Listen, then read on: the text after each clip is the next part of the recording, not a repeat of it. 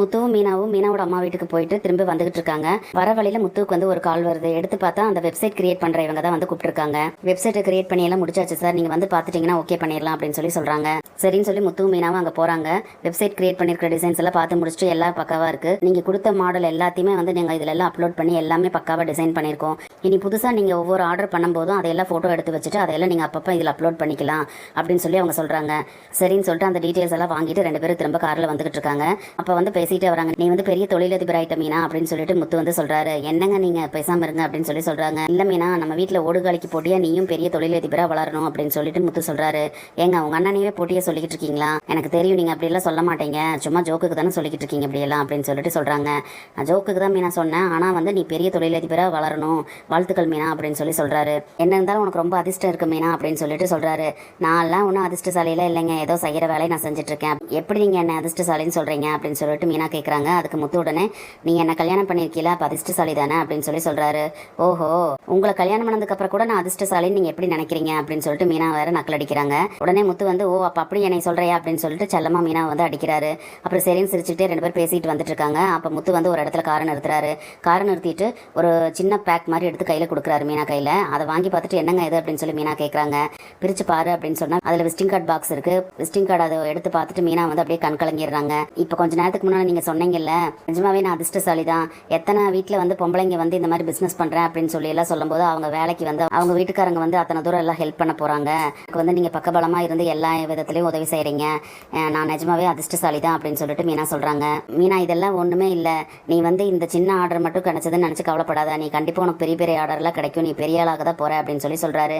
சரி வீட்டுக்கு போய் நம்ம சாமி கும்பிட்டுட்டு இந்த இதையே எல்லாத்துக்கிட்டே காமிக்கலாம் அப்படின்னு சொல்லிட்டு சொல்கிறாங்க.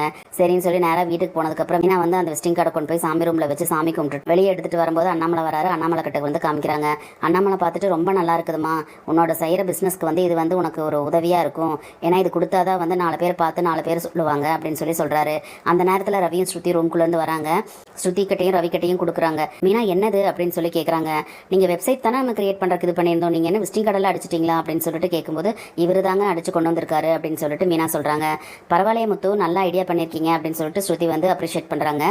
ஆமாம் என்ன உங்கள் பிஸ்னஸோட பேர் வந்து M2 ட்ரீம் டெக்கர்ஸ்னு வச்சுருக்கீங்க, இந்த பேரெல்லாம் யாரோட ஐடியா அப்படின்னு சொல்லிட்டு உடனே முத்து இருந்துட்டு யாரோட ஐடியா, என்னோட ஐடியா தான் அப்படின்னு சொல்லிட்டு சொல்கிறாரு. M2னா மீனா முத்துவோட ஃபர்ஸ்ட் லெட்டர் தானே அப்படின்னு சொல்லிட்டு கேட்குறாங்க. ஆமாம் அப்படி தான், எங்களோட பேர் தான் வச்சுருக்கோம், ஆனால் பிஸ்னஸ்க்கு வந்து அது இதாகாதில்ல, நமக்கு பிஸ்னஸ்க்குன்னு சொல்லிட்டு அதுக்கு அர்த்தம் வேணும்ல, அதுக்காக தான் கீழே வச்சுருக்கோம் பாருங்க அப்படின்னு சொல்லிட்டு முத்து சொல்கிறாரு. கீழே படித்து பார்த்தா from beautiful moments to unforgettable memories அப்படின்னு சொல்லிட்டு இருக்கு. வா ரொம்ப மீனிங்ஃபுல்லாக இருக்கே, யார் இப்படியெல்லாம் யோசிச்சது அப்படின்னு சொல்லிட்டு ஸ்ருதி கேட்குறாங்க. ஆனால் இது மட்டும் வந்து மீனாவோட ஐடியா தான் அப்படின்னு சொல்லிட்டு முத்து சொல்கிறாரு. என்னங்க சொல்கிறீங்க, நான் எங்கங்க சொன்னேன், எனக்கு என்னங்க இங்கிலீஷ்லாம் தெரிய போகுது அப்படின்னு சொல்லிட்டு மீனா சொல்கிறாங்க.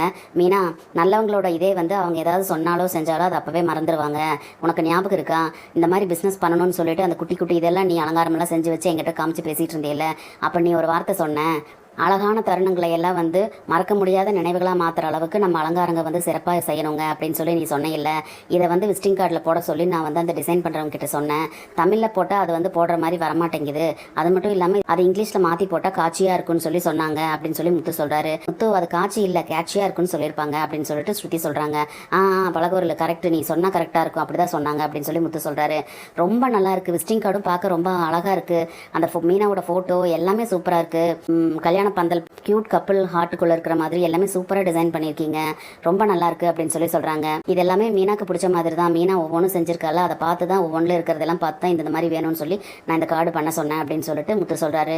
உடனே ஸ்ருதி இருந்துட்டு மீனா முத்து, நீங்க 2 பேர் வந்து படிக்கலினாலும் ஒருத்தருக்கு ஒருத்தர் நல்ல அண்டர்ஸ்டாண்டிங்கா இருக்கீங்க, அதே மாதிரி நல்லா யோசிக்கிறீங்க, நல்லதே நம்ம நினைச்சா நல்லதே நடக்கும், இந்த பிசினஸ்ல நீங்க வந்து பெரிய ஆளாக வந்து காட்டணும் மீனா, வாழ்த்துக்கள் அப்படின்னு சொல்லிட்டு ஸ்ருதி சொல்றாங்க.